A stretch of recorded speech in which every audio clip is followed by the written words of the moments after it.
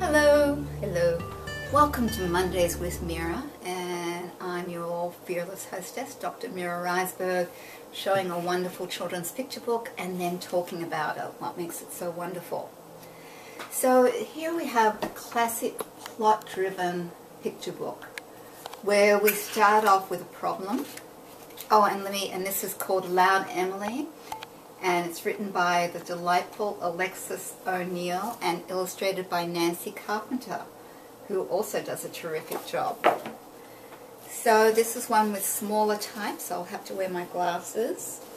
We start with our end sheets here, which have some vernacular language and lovely line illustrations. Really nice little inscription. Mira, sail into reading, writing and drawing adventures. Best wishes, Alexis O'Neill. And then she did a sweet drawing to Mira's studio. Isn't that cool? I just saw that. That's from years ago. So starts off with a glossary of sailors' terms and phrases. And next we start our story, which as we can see is set in the past. And it's got some lovely design features. Here, this is designed like an embroidery sampler, which would have been very common at the time. From the moment of birth, Emily's voice boomed. Goo, goo, ba, ba, Emily sang in her Emily voice. It startled the midwife. It astonished the neighbors. It frightened the birds that were nesting in trees. Emily's parents loved her truly, but oh dear, her voice could be heard round that seaside town. Perhaps she'll grow out of it, said her father as he closed all the windows and fastened the doors. We can only hope, said her mother as she covered her ears with embroidered pillows.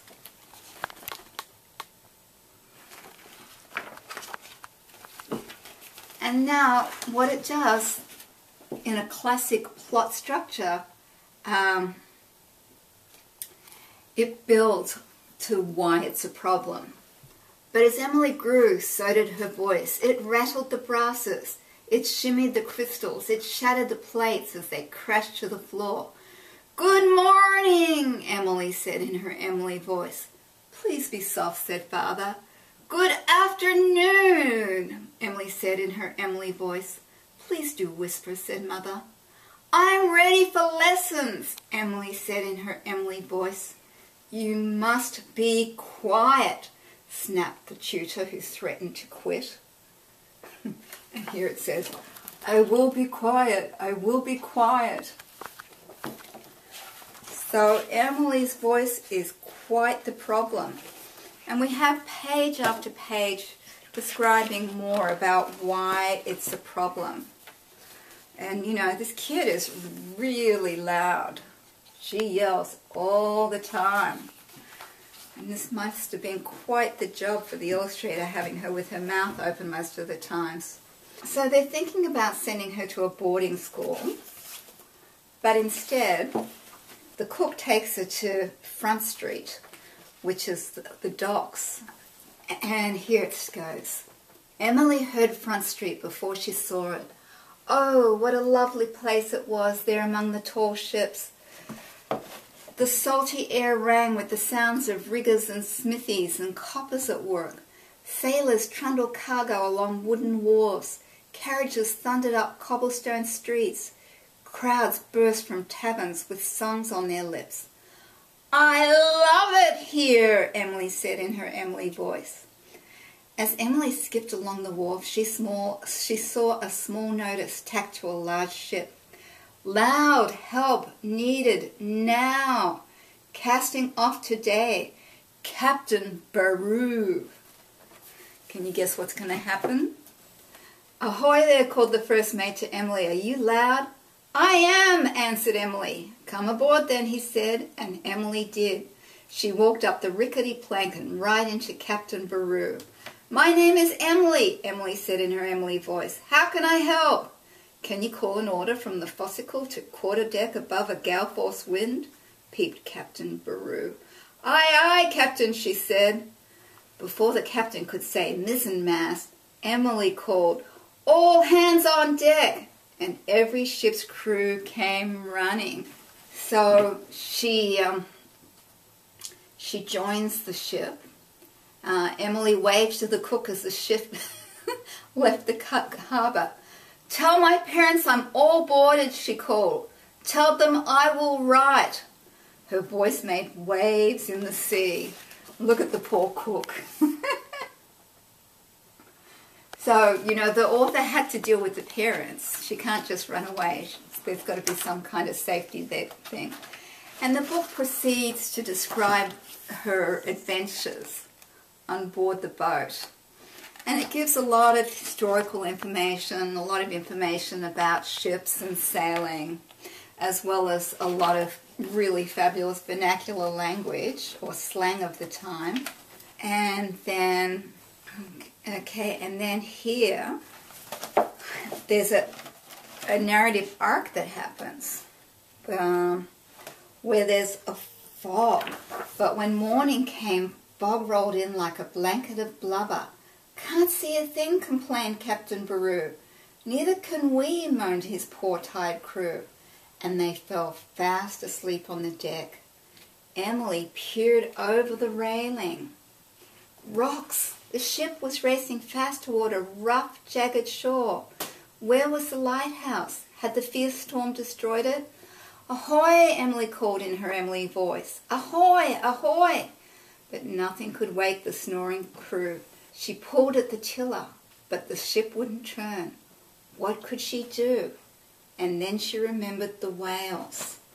Emily rushed to the bowsprit and shimmied along.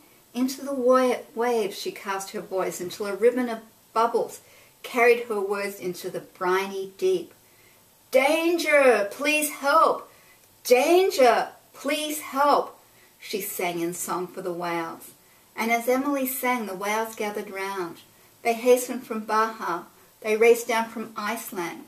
They speeded their way from the tip of Cape Horn. Then, as if the ship were one of their own, they nuzzled her and cradled her and eased her away from the treacherous coast. Emily sighed. Safe. But the other ships from the seaside town, they faced danger too. So she called once again to her friends of the sea. Between the rolling waves and hazardous rocks, the whales formed a long bridge. The whales formed a wide bridge, and Emily ran from her ship to the shore. Up the winding lighthouse stairs she scrambled and took her deepest, deepest breath. "Danger! Rocks here!" she called. "Rocks here! Danger!" Over and over she sang her two-note warning. "Danger! Rocks here! Rocks here! Danger!" Emily's voice rang out loud and true. Her call pierced the thick fog. Her voice tamed the fierce waves, and the captains and crews turned their ships back to sea. Soon the sun shone in the wide sky. On the horizon were ships and ships and ships, far from the threatening rocks. Along the shore stood all the folks of the city, shouting "Hooray!" for the little girl with her very big voice.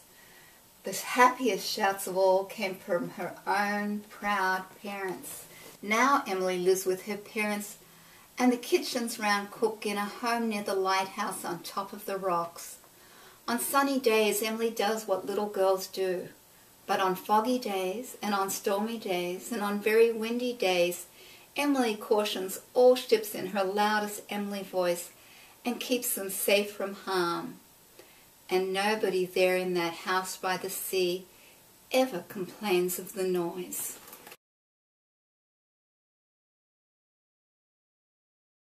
A pretty terrific book. Fabulous illustrations as well, and great language. But on foggy days and on stormy days and on very windy days, Emily cautions all ships in her loudest Emily voice and keeps them safe from harm. I mean, that language, so much of the language is just exquisite. And it just rolls off your tongue and makes you feel really good. while you're reading the story out loud. I didn't read all of it because it's a little longer, and I try and keep my video short, but it's definitely short enough for a bedtime story. This book, and look at, I love the illustrations.